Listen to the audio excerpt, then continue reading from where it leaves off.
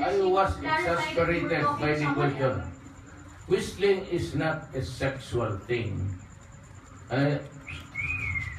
Because if you do that, especially if I whistle in public, you are speculating whether you're the one. Now, it needs to be ikajol. Ikajoling ka na, Maria, ganda mo. There has to be something like really inviting the sexual undertones. Pero kung mag-whistling lang ako, that is, that kind of thing is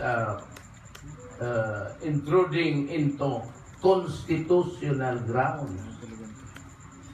Freedom of expression.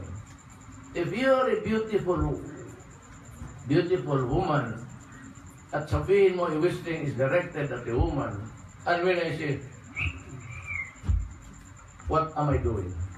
I am suggesting sexual intercourse. Would you think that would be the meaning? Or would you want that I'd like to fondle you? I'm expressing something. You overextend the dimensions of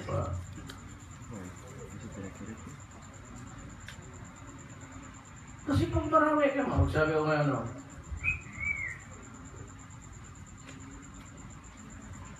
o sino tumaan ko?